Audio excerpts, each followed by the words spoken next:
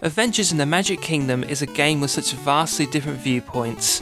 On the right, we have people that downright hate this game, and on the left we have people that agree this isn't a perfect game, but there's still plenty here to enjoy.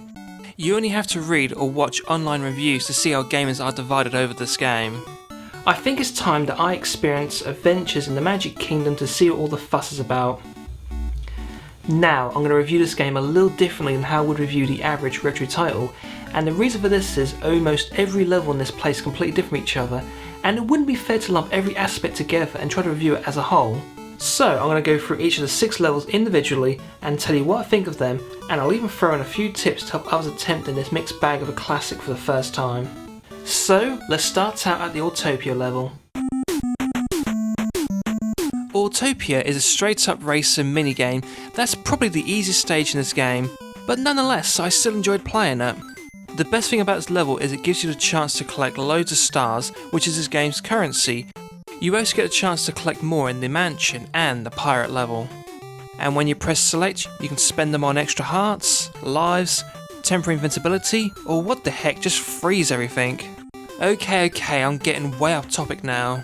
There really is much more to say about the stage apart from remember to brake before the bridge reappears and make it to the end of the track before the timer runs out. Now let's head off to my favourite attraction, the Haunted Mansion. It's worth getting this game just to experience the Haunted Mansion. This level has one of the catchiest retro tunes ever, and it brilliantly complements the creepy visuals, which are a visual treat for the eyes. There is so much detail put into this level that it makes it such a joy to play. There are 2 platform bits that will give first time players some issues. The first being the jumping on the floating chairs, and the second being the flying books.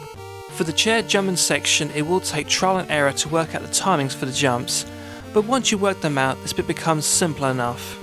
And for the floating books, you can either use the same approach for the chair jumping bit, or make life easy for yourself and use one of your special abilities by pressing the select button.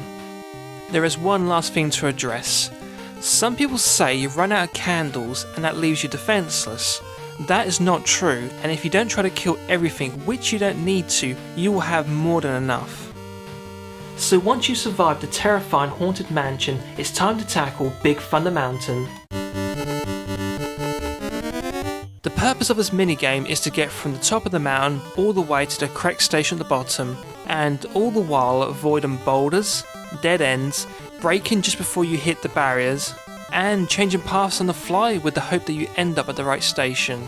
This is my least favourite stage, and why is that? Because it requires virtually no skill and trying to get to the right station relies almost solely on luck. You might get to the right station on your first try, or it might take 10 attempts.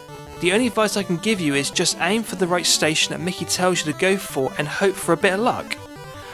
Okay, that's enough of that mountain, let's try some Disney trivia. Trivia Quest involves searching for Pluto, who happens to have one of the keys needed to unlock the front gate to the castle. By exploring Disneyland, you meet other kids who know where that Darth Mutt was last seen, but before they spill the beans, you have to answer 1 or 2 of their questions correct. If you lived on old school Disney as a kid, and you're about my age, give or take a few years, then you won't have any trouble as these are standard Disney trivia type questions. If you're not versed in Disney lore, then you're going to have to rely on trial and error to work out what the correct answers are, but you'll get there in the end. I think we've had enough Disney trivia type questions, so let's travel through space at Space Mountain. If ever there was a stage that needs you to focus your gaming reflexes to near human perfection, this would be it. Space Mountain is a simple press a direction or button that you see on the screen at the same time minigame. This may seem like a relatively simple task at first, but with each wave it becomes ever more challenging. If you stick with it and get your timing right, you can complete it. I did it, so it's not impossible. Once you've travelled around the cosmos and made it back to Earth, it's time to tackle one of the most frustrating stages in gaming history, the Pirates of the Caribbean. This has to be one of the most controversial stages in gaming history and the bane of most people's childhoods. At first glance, it plays like the Haunted Mansion level, but unlike that one, you don't have the ability to shoot candles, so you can't defend yourself. The common complaint is that this level is uncompletable. That message at the beginning of the level gives you a big hint: save the kids and then light the fire. So you need to search for the candle to do that, and once you find it, you gain the ability to defend yourself and light the searchlight. When you find the candle, the level almost becomes too easy, and that kind of sums up the game. Once you know how to tackle each of these levels, this game becomes easy and enjoyable and could be finished in under half an hour. So, my final thoughts. The first few times I played this, I was frustrated as anything with this game, but once I completed it, that frustration soon disappeared and I was left with a great feeling of accomplishment. If you can get past this game's hard to fault first impression, you will see there is a classic here, and I give this classic the thumb of approval.